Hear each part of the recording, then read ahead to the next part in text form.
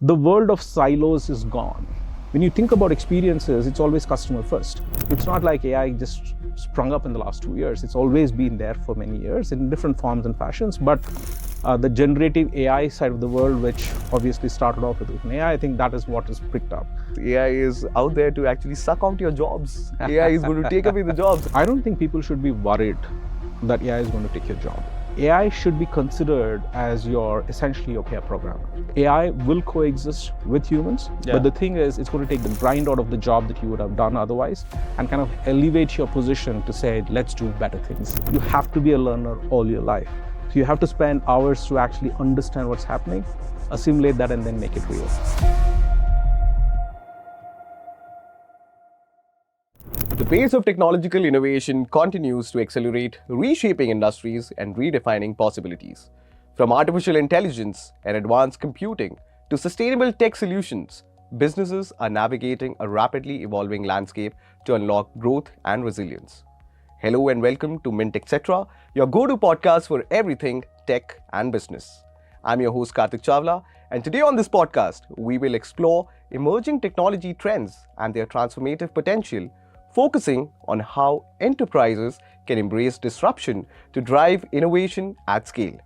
And today, we are joined by a leader in digital transformation and information, Mr. Chander Damodaran, the MD and Global CTO at Brillio, one of the fastest growing digital transformation services and solution providers. In this role, he leads the company Innovations Charter, advising his customers on digital and AI initiatives. He is also responsible for establishing the engineering mindset within Brillio. With nearly 25 years of industry experience, Mr. Chander drives innovative, outcome-focused digital transformation strategies, inspiring his teams to achieve shared goals with clarity and innovation. Welcome to Mint Techcetra, Mr. Chander Damodaran, and we are honored to have you on the podium. Well, thank you so much, Karthik, for this warm welcome. 25 years is just a number. I always look at the experiences that you gain through the years. How do you bring that and make it pragmatic, in the work that we do? And thank you. And this is a great opportunity for us to talk about some of these experiences through the day.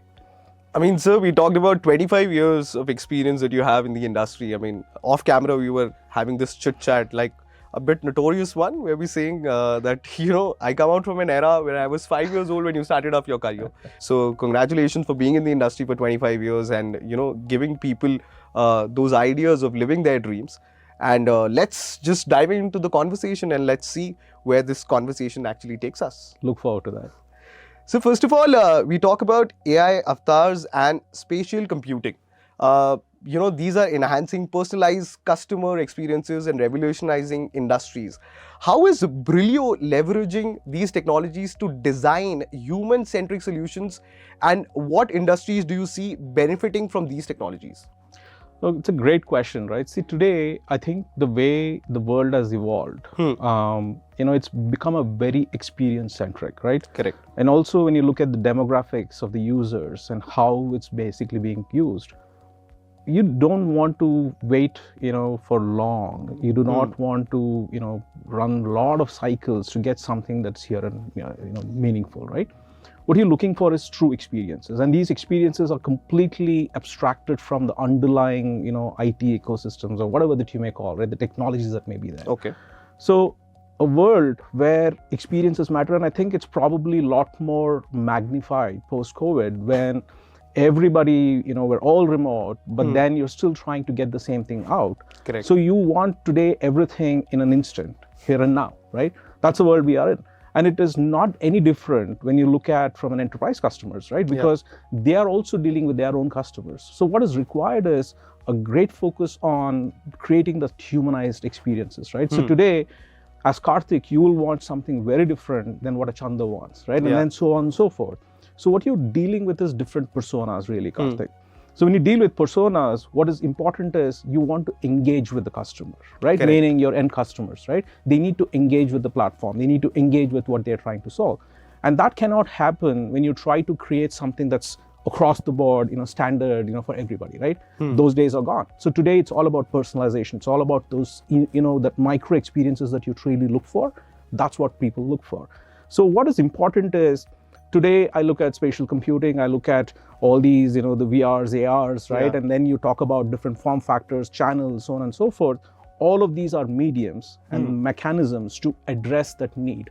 Correct. So think of all of these technologies today becoming an enabler and a means to address that experience piece of the world, right? That is what we have to focus on. So what has happened across every industries that we have been working as Brillio, what we have seen is this is manifold, right? Whether you're talking to a manufacturer, you're talking to a banking customer, you're talking to a healthcare life sciences customer, all of them basically look for these experiences, right? And that, I think, is the motion that we are involved in. And I think that's how the world is evolving as well, Karthik. Like you rightfully said, we need everything like an instant. Now that we have moved into a 7-inch and a 14-inch screen format, everything is available or like one touch away. But Mr. Chander, I just really want to ask you, how do your hybrid cloud solutions actually stand out in enabling seamless operations for enterprises and catering to their unique needs, particularly when you see a small size or a medium sized enterprise? Absolutely. See, I'll tell you the world, right? If I just take a step and I kind of give you a time series, what you will see is a lot of these big enterprises, they made, millions of dollars of investments in building out some of these platforms, right? Some of them could be on old technologies, some of them could be on new technologies. The world of silos is gone, right? Today, what you're looking, like we spoke about this previous question, right? Which is all about experiences. Yeah. When you think about experiences, it's always customer first. So when you're thinking of customer first, the underlying technologies and the IT ecosystems and whatever that you may be building has to be completely invisible and abstract for them, right? So for that to happen, today, I think the world, I think of maybe a decade ago, the phase was, oh, let's move everything to cloud, right?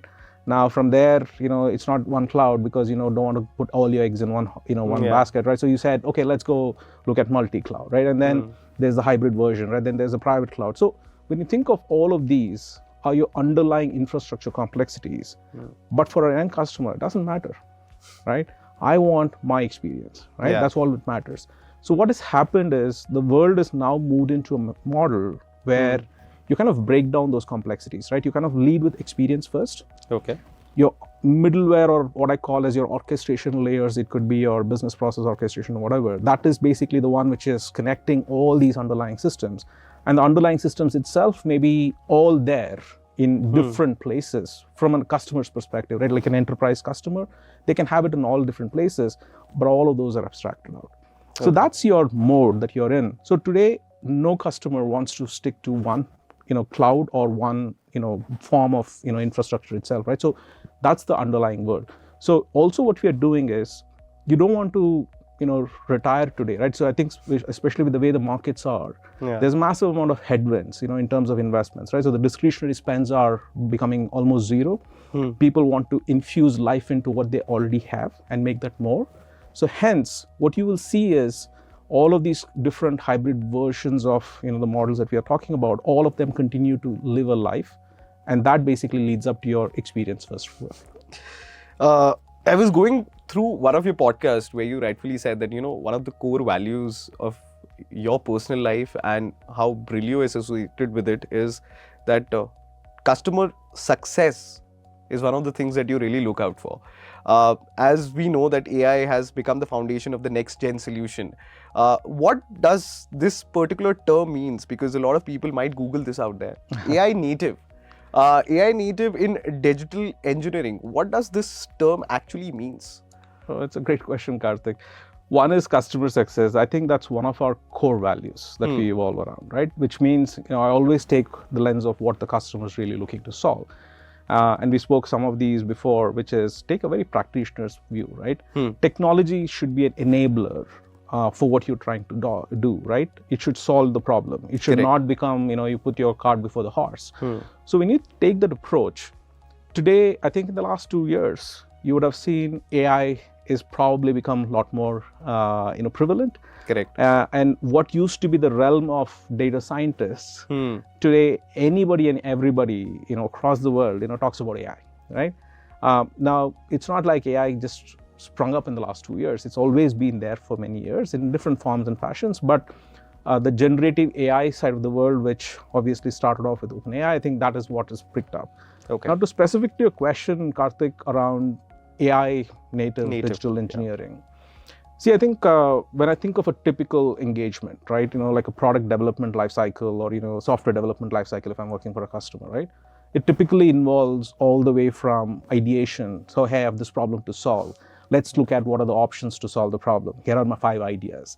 And each of these ideas can tell you, here are solutions that can work, right? And each of those solutions can have a technology lined up to that, right? That's your typical approach that you solve. And then you go through the process of saying, okay, let's get some engineers to actually build something for us. Let's go test it. And you take the life cycle, right? Which is typically ideation to a run. This life cycle, if you were to take a non-AI world, Karthik, I would have spent, I don't know, maybe a few months to basically take it, ideate it, build a blueprint, start building it, get this to action, get some focus groups, have some validations, and then basically take it to, live across every customers. Today with AI, the pieces, which is your ideations to requirements to architectures, blueprints, right? And then your build, and then your test, and then actual deployments to all these hybrid world that you talked about, all of that can happen using AI. And at Brillio, we're doing this all the way, through the process, right? So what happens is what used to be an engineer's job plus a combination of architects and managers and product owners is now a combination of where AI is almost my pair programmer who's working with me to basically accelerate the pace at which we do. So what used to take me months can now be done in matter of days and weeks, right? That's the shift that has happened. So AI native digital engineering for us is, how do I bring interventions into my product development lifecycle itself, where without impacting the quality and the output that I'm going to generate, I'm going to get it done in a much faster pace. That is AI for us. Correct. And like you said, Brillio has been doing this for quite a while now. I mean, there is embedding AI first thinking that comes into existence, and they're into engineering practices. It can be about, re-engineering teams, it can be about tools, it can be about the mindsets to actually drive the entire thing, to drive the entire ecosystem to be more precise. How Brillio is precisely doing that? I mean, if the listeners and the viewers really want to know about this, how is Brillio precisely doing all of this? That's a great question. In fact, I was giving you a little bit of the background on how Brillio was formed. One of the, core technology choices we made, when we started off in 2013, and our CEO was very specific saying, I want to look at what I call as 4 superpowers of technology. Okay. And one of that was AI. Okay. And this was way back in 2013, right? And from there, in fact, we actually grew, we have grown both organically as well as through acquisitions as well, right? In fact, one of our earliest acquisitions were AI firms, right? To add the weightage. So the key point that I'm getting to is, we want to take a very practitioner's view where we said, today it's all about a combination of looking at all your mobile and your front end and channel experiences. Think of cloud as your other, right? And then you think of your entire AI, which is your blocks. When you bring all of these different elements together, you're able to actually look at saying, okay, what are those experiences that you want to solve? What are the problems that you want to solve? Here are my solution approaches, which basically brings all these combinations together, right? That's essentially how we did. So we have done dogfooding ourselves. So we built every one of our internal systems using this, right? So one is to be a practitioner of our own, and I'm just stealing Microsoft's terminology, the dogfooding. I'll say we use that internally for ourselves. We see the value, we take this to our customers, right? That's our approach, Karthik. That's always worked for us. And that's a fantastic approach, because I have really, heard about all of these things in the past interviews that you have done. And now that I can hear this in this particular podcast in a more brief manner, certainly warms the cockles of my heart. But can you just share an example, Mr. Chander, about how Brillio deployed generative AI to, achieve some significant results? So I would say, when I look at AI, I would apply this at multiple levels, right? Okay. At the bare minimum, I would say, let's look at people productivity. Where, if I'm let's say, is my emails, is my, all the documents that I work with, right? Is there a mechanism for me to summarize all of these, right? And can I, if I was a developer, is it enabling my productivity, right? Because I'm building some reusable assets, I want to start using it, I want to ask AI certain questions, for some of my technical code snippets. It gets me all of the good stuff. So that is one level, right? Which is very productivity focused, people productivity focused, right? So you could apply at that level. That is your first level that we do. The second level that we look at is essentially what I call as your process, or the world of process orchestration has been from RPAs that used to be in the past to basically becoming today what we call as cognitive automation, or the agentic world of the automation, right? Which is, you can actually start saying, okay, if I was to onboard an employee to the company, the process would have involved, typically a talent acquisition person saying, okay, you're going to go hire this individual, right? Let's go through the process. We do the interviews, and then you offer the letter, and then the person joins. Or then there's a TA head who basically says, okay, here is the process that you need to get onboarded. This entire process, I'm just taking this as an example, right? This is your typical process, which should have been in a document, would have had 5 individuals working through this to basically make it happen. So today, that entire process can be orchestrated largely with AI, with human interventions, of course, but it can be done. So apply this in the world of the businesses that we are in, right? Whether it is a banking business, whether it's a healthcare business, whether it's a tech business or a consumer business, right? The ability for us to apply the AI in its agentic form across these processes, which would have typically been a combination of manual and automation, whatever, can now become a lot more powerful with AI. So that's how I see this as the next level, guys, which is essentially the value add that you can create. And then I would say the third way is essentially kind of think of reimagining the way you do your business itself, right? That itself can actually change with what AI can do. I'll give you an example, right? So say, for example, we are working with, say, a telco customer, okay? What's their biggest issue? For example, if you use your phone network, you want your network to be active, right? You don't want your calls to drop. You don't want any issues. When you run into those issues, you basically say, oh my God, this network is bad. I need to move to the next one, right? So typically, what do you call as customer churn, right? Now, if you think of this, what was the problem? You were in this location at this moment, and there was an outage or something that happened to the cell, and that basically created that micro moment for you where you became upset with that whole, the network itself, right? The question is, how do you translate this and basically say, if AI was my pair and was kind of looking at your micro journeys, and it said the reason why Karthik got upset was because of this moment, right? Meaning the network, didn't happen, was not there. He was there at that moment. I correlated this. Now I know this is the reason. I can actually help remediate that issue, and I can also send you a proactive message saying, hey, apologies for what happened, right? Here's what I'm going to go to improve the experience. So that's the change that is happening with AI. And I'm just taking this as one of the examples. I can talk about many industries where examples, right? This is where you essentially reimagine, Karthik, how businesses operate itself. That's what AI can do today. So I would say at Brillio, we look at all of these 3 levels. And it's not like one versus the other. It's you combine your personal productivities with processes to basically say, how do you reimagine the business? That's what you do. And just to add to this, I mean, because I have a counter question for the statement that you just gave. A lot of news headlines have been regarding AI recently, and people say this thing, like you rightfully said, that the kind of job that technically 4 or 5 people had to do at that point of time can be easily done through AI. Though it needs a human intervention, but the kind of work that will be done with the help of AI will be a bit more precise. It will be done in a much more faster manner. But the headlines that you can see actually in the newsrooms and on your newspaper that's being served to you on a platter every morning says that AI is pretty dangerous. AI is out there to actually suck out your jobs. AI is going to take away the jobs. And just to ask you this, are there any measures in place to actually keep this risk away from the people who are actually in a profession where AI is taking over? Because generative AI is in place. You guys are using it. The world is using it at this point of time. Correct. And people have this job security issue that is making headlines all over the globe now. And not just in our country, but all across the globe. Yeah. So are there any measures in place? Absolutely. So I'll answer this question, Karthik, in probably 2 parts, right? Okay. One is, I think if you look at this from a people perspective, I don't think people should be worried that AI is going to take your job. Okay. Right? Like I said, AI should be considered as essentially your pair programmer. Yeah. Where, it's doing a lot of your mundane job that you would have sat and done, hours together, right? It's helping, it's almost like a tailwind, right? Not necessarily a headwind. Headwind, yeah. So consider this as your tailwind, which is enabling you to do a lot of the common things that you would have done otherwise. Basically takes that, the grind out of your job and basically makes it available for you.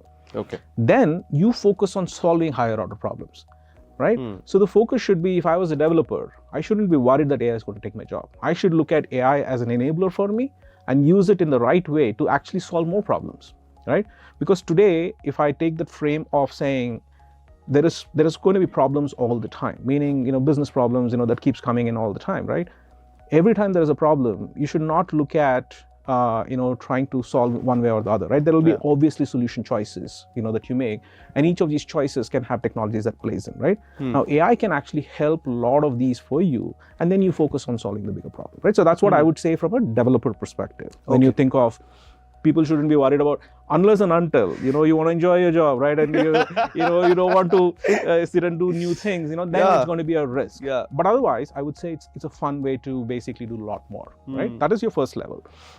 The second part of how I would answer is, the whole AI, obviously it's almost like your knife, right? Yeah. I can use it to cut a slice of bread. I can also use it to, for other things as well, right? So the question is, how do you want to use the technology, right?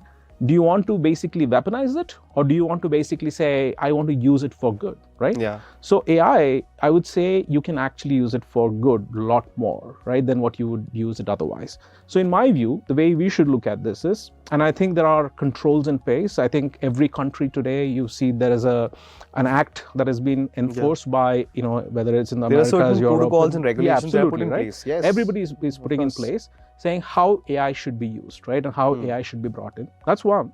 Second, for us, when you work yourself, right, how do you apply it ethically into your ways of working? How do you apply this in your customer's context, right? How do you solve that? I think all of this needs to be in control. So there is typically a governance committees, or controls that are put in place. You bring like a human in the loop to ensure that, there is no waywardness that comes in, right? Typically, even with AI, what happens is there can be drifts that can happen.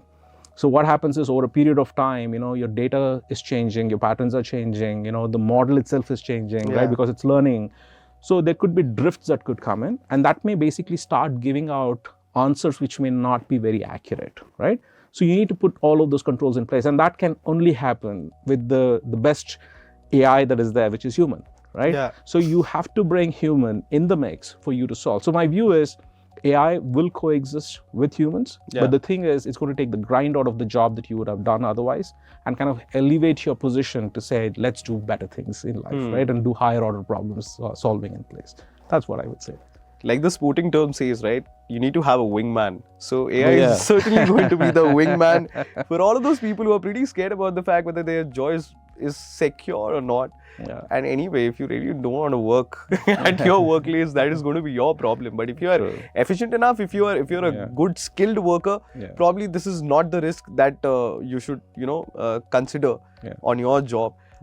Coming back to AI, there is a lot of buzz in the world at this point of time. A lot of firms are coming out with their respective AI, whether it's Google, who has come out with Gemini, whether it's Mr. Elon Musk, the man who has always been in the news for bringing out something or the other, and now he has came out with XChat. And I was reading this today in the newspaper only, that this is going to be like a new messaging platform that might have a lot of AI integrations into it. It will make your chat experience more personalized. It will make it more private. So there is no breach of privacy or security in that. But talking about Brillio, I mean, like you rightfully said, the best AI in the world is actually human. How do you ensure Brillio, as in like how Brillio ensures that AI systems remain ethical, they don't breach any regulations, any protocols, and they stay compliant? Absolutely. Yeah. See, I think that's I would say the starting point from where you need to engage, right, Karthik? What I would say with that is, some of the things that I was telling in the previous, question as well, right? Think of when you start with an AI first approach, the first things that you put in place is what's the governance and controls that you're going to have, right? With respect to how AI is going to be used, right? Okay. So if I'm taking a problem to solve, like the customer churn example that I gave you, I have to basically say how AI can go potentially awry, right? And that is basically, it could be, the data that I'm passing could actually start to drift. The model itself that I'm using, for example, you talked about, like a Grok could be there, right? You could have a Gemini, right? All of these models will have different biases that can kind of kick in, right? So to ensure that none of this goes, away, and doesn't have the drifts, you basically have to put a human in the loop. So you can actually start with that first. Correct. Right? So when you're framing your architecture blueprints, you will basically say, okay, let's look at the technology lens and let's see what could be the, the biases or the issues that could creep in. How do I put controls in that? Okay. If there are processes, how do you frame those processes? Sometimes you codify those processes as well, right? You kind of bring that in. The third is the human angle, which is a combination of, you need to train the people constantly, you need to keep them aware, because humans can also be the weakest link in any equation, right? And it's more so in security, but even otherwise, right? But what is important is when you put a control across all these three levels, you have a good mechanism to say, I'm not going to breach, the ways of, the laws of the land. I'm not going to go against certain ethics, so on and so forth, right? That is how you typically start with. So you always start with the security first approach, really, Karthik. Correct. So do you have a case where, robust AI governance averted a potential ethical dilemma or compliance risk? Because this is certainly a food for thought to chew upon. I mean, AI being the master of everything at this point of time. Absolutely. See, I think it's more so when you're working with the regulated businesses, right? And regulated businesses is typically either in your banking and financial sector or in your healthcare and life sciences sector, right? Now, so two levels, right? I would say when you're working, in fact, a good tidbit for you is, in fact, the regulated businesses are actually the first adopters of some of these new technologies like AI, okay? It's very interesting because a lot of people think it's the other way around, but it's actually the other way around, right? So where you start, some of the big banks, that we work with, they actually have their own AI engine. They model their own, right? They work with their own, right? So the question is, when you work with regulated businesses, so you not only have to comply with what the business expects you to do, but you also have to comply with the laws of the land, right? So for example, when we're working with a very large bank in the US, their offshoots when they work in Europe, for example, right? They have to comply to the European laws, which are very different compared to what you do here, right? So the question is, again, like the way we were speaking, it's important for us to put the controls at technology, process, and at the people level, right? So that way you're saying, I'm always compliant, in terms of what I'm doing in terms of the business, right? And also in the ways of the working, right? Which is where you deploy this, in the countries that you operate in. All of these basically plays a big role. So that's how I would say, you'll have to look at this all the time.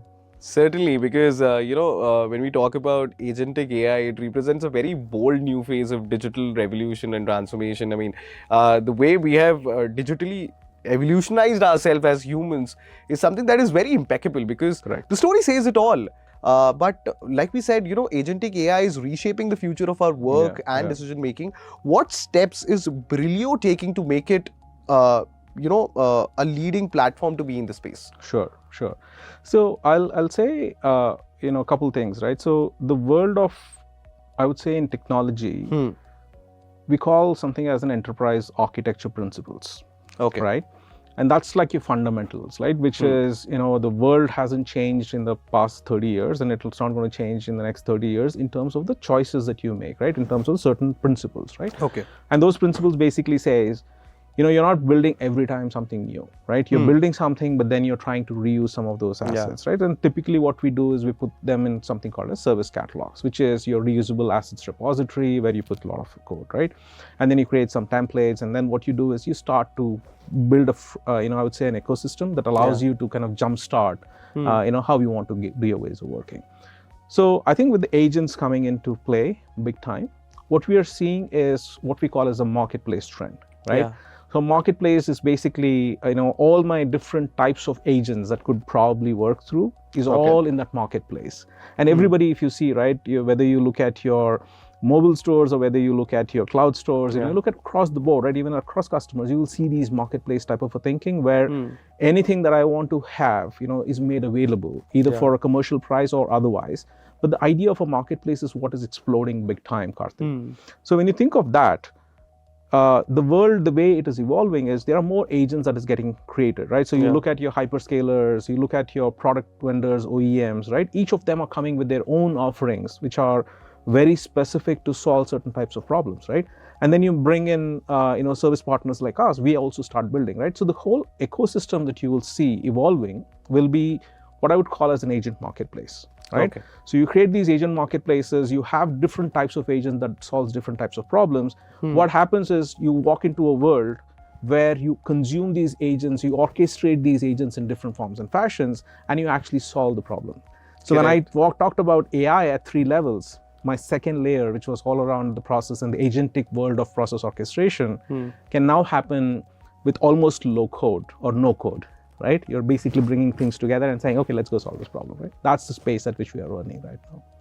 And just to add up to this, I mean, how does Brillio is transforming the space for, the future growth? We always talk about, there is a certain firm which is upscaling and preparing their teams for the future. How is Brillio actually doing all of this? That's a great question. That's a good way to, to summarize this, right? See, I think one thing is people are our strength, okay? Yeah. No matter what, like I said, the best AI agent for me is my human, okay? So when you think of that, one of the things that we at Brillio did was to walk into what we called as a competency-based framework, right? So essentially, if I simplify this, I'm an architect. I want to be a data scientist, okay? So the role is completely different. So what we do is we have created a competency framework, and each of these competencies have certain proficiencies defined, right? Okay. So for example, a data scientist with a proficiency level 1 has to certify themselves on certain tech, have to do certain, exam. They have to take certain exams, or they have to go through certain programs, so on and so forth, right? So if you qualify, you become proficiency 1. Similarly, you keep different proficiencies, right? So we created this almost 3 years ago. So the idea was, I want any of my people to do any type of job which they like to do, right? When you do your best when you're truly passionate about it. Yes. And what we want to do is bring that passion into our people. So the best way to do that is allow people to enjoy and do what they love to do. If it's a grind, you're not loving it, right? But if it's not a grind, you love it, right? So we said, let's bring this. So that was the first level that we did. The second level, what we did was, we said every one of our employees needs to understand what is AI. Okay. Consume AI, right? Look at using AI, understand AI, right? So the mechanisms to allow people to basically engage and learn these new areas, and also give them a path that allows them to walk into those choices that they want to make, and the passion that they want to follow, is something that we have done really well. And that has obviously got us to be a great place to work, over the last few years, across all of our geographies where we operate. And I think that is what we will continue to keep engaging, Karthik, as we walk into this new world, right? See, today it is AI. I'm sure tomorrow it will be another technology. Correct. So the key thing is, how do you constantly, sharpen the knife, right? How do you constantly keep your people engaged? How do you keep asking them to drive more, right? Obviously through these new world. I think that's the world we are in, and that's what I think we are doing to basically enable it to happen.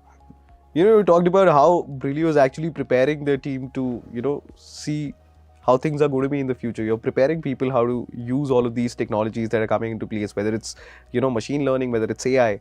How is Mr. Chander preparing himself for the future? I mean, considering the fact that a lot of similarities are between you and AI. I mean, like you said, because one of those interviews that I absolutely loved of yours said that you are a learner and you want to be a learner for the rest of your life. True. And, it takes immense amount of guts for somebody to learn, unlearn, and then move on to some other thing. Correct. Now that we are talking about how Brillio is preparing their teams for the future, how is Mr. Chander preparing himself for the foreseeable future?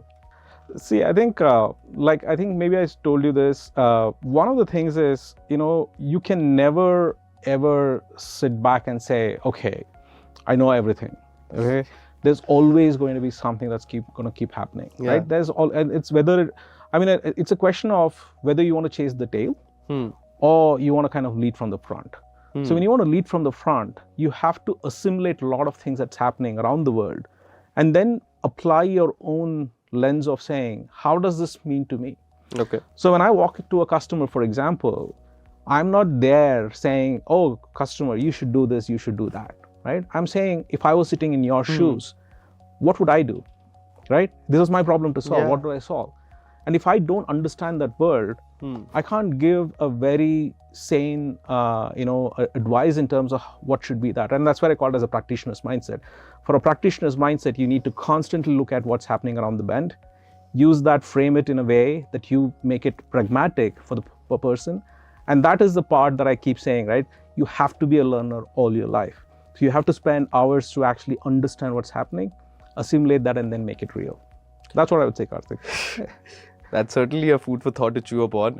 Mr. Chander, how does Brillio help, their clients with smart investments, considering the fact now, AI is into place and you guys are doing everything to make sure that your customers are really happy. And, one of the core values that you guys have is that there needs to be a customer success. So how is all of that happening into the customer space? How are you aligning the clients with smart investments? No, that's a great question, right? See, I think what we always look at, and it's always you sit on the same side of the table. Yeah. You're not sitting there as a vendor partner. You're sitting with them as a true partner. And a bunch of things that we have done through this firm's history, right? One, we have taken a very outcome-driven approach, saying I want to sign up to what your outcomes are, and I will deliver to those outcomes, and only then you pay me, on my in the work that I'm doing, right? So you work towards that. So what you do with that is you take a very different approach, which is I'm going to solve for you, with you, right? That's one part of the approach. The second part of the approach is, see, we are a very when you talk about customer success is not about order taking. Okay, sir, you tell me what you want, let me go do this, right? That's not what we do. We say, why are you doing this? What do you want to achieve from this? What's your end goals, right? So you kind of constantly challenge what you're trying to build. And then when you see the frame coming together is when you start ideating, and then you're building through the whole course, right? So that I would say is the second. So the whole ability for us to, what I call as the founder's mindset. This is a very important philosophy for us. We imbibe this into each one of us. And what we say is, I need to look at this from the lens of what you are trying to do. And let me solve that. Let me ask you the right questions, and let me frame it, and let me get it done. That is how you basically enable and you chisel the investments to the right choices, right? And especially, I think we spoke with the world that we are in right now. We see massive amount of headwinds with amount of investment that's going in, right? So what do you do with that is, how do you infuse life into what you already have? How do you basically, lengthen it without necessarily, trying to take the grind into it, but taking the technologies to basically becoming the choices, right? So the world of labor arbitrage and cost arbitrages are gone. It's now the world is about technology arbitrage, right? So when you apply the technology arbitrage in a customer's context, your investments become smarter investments. So that's what we do today, Karthik. And sir, I'm always curious to find examples from you, and this is why I'm going to ask you this. Can you just share one of those examples where the company actually turned a disruptive challenge for a client into a very smart growth, growth exceeding opportunity, where you can actually say that the client was really happy. He see immense amount of growth right after that. It was a disruptive challenge and he was down and out. And now it certainly seems like a sky-high win for him. I think there are many examples that I can talk through, but one that I can definitely tell you, which is something that we are working with, is with a very large network provider, right? Okay. And one of the things was, the products that they have and the world that they are in. They serve both, I would say, your traditional, telcos, right? Okay. And they also serve, the new world of, I would say, these enterprises as well, right? So one of the things was, when they originally started off, they were only working with the telco world of it, right? So we said, whatever the product that you're building, actually with a little bit of the, and in fact, that was one of your questions, Karthik. You talked about this hybrid cloud and cloud ecosystem, right? So one of the things we said is, today, if you look at any enterprise customer, they're not on one technology or on one data center or on one cloud, right? They're a combination of technologies. So the product that you have, with a little bit of a tweak, we can actually open up a completely new business world, which you don't exist in today. And that's what we frame for them. We help them to get in and diversify their business into something net new. And that allowed us to actually, this customer allowed us so much, they expanded their footprint with us, they're doing a lot of things with us, right? But the key thing is, we opened up a revenue stream that didn't exist for them before, and now that's part of their new business, right? So that's what we've been doing. So many examples I can keep talking, but that's probably one thing that I would say, Karthik. That's one of the most informative things that you have said. It. I mean, when we look at AI in general, I mean, we as radio professionals, or people who are working in media, have been massively using it. It's making our jobs really easier. And there are times when, this personal anecdote comes to place where one of my producers come inside the studio. They ask me whether I'm going to lose my job or not. And then I tell him that, maintain your skill set. Make sure that you use AI as your wingman and everything is going to be all right. And since then, he has been saving his job really well. And I personally believe that I am saving mine as well. But thank you so much, sir, for sparing your wonderful time with us and sharing those wonderful insights. Last but not the least, one question that I really want to ask you, and I was hoping that I could get a chance to ask you this. People who are driving an organization are people who are really busy in life. I mean, what your employees see you, what image they have in your heads is completely different, right? When they are in a closed room with you, it's completely different. So once you are out of those rectangles of the Excel sheet, how does your day actually looks like? What does Mr. Chander actually do in his, free time? What are those things? Are you trying to, use AI more often and getting your prompt game on? Or is there any other thing that you try and do while you're free? Sure. So I think, if I wasn't a technologist, I would have been a fighter pilot, Ooh. So that is what I would have done. But I dabble, I read a lot. So because I read a lot, there's constantly, and it's both, the profession that requires me to continue to keep sizzling my thing, but also I look at other world as well, right? So I'm also an amateur astronomer. I build my own telescopes. I've done many of those, right? So I've done star mappings across the board. There are a few areas that you have to still walk into. So that's part of my bucket list, in terms of things that I want to do. Some of these stars, the constellations that you have to look at, they typically are in the southern horizon. So you need to kind of travel to those locations. So those are some of my things to do. But I constantly look at all of these different things, right? So it's either technology, or I'm looking at the sky, or I'm reading about things.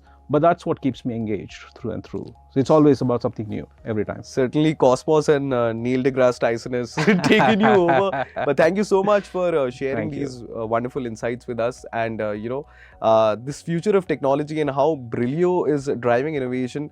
Mr. Chander, for more information on Brillio's work, please tell people where they need to visit, what they need to do.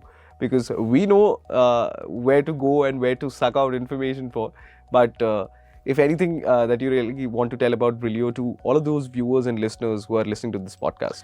No, absolutely right. I think Brillio, you could go to our website, www.brillio.com. That's a place where you can reach out if there's anything that you need. Otherwise, I'm sure, we live in a world which is very social. You're connected with all of us. You can look up our LinkedIns and, you can reach out to us and talk to us.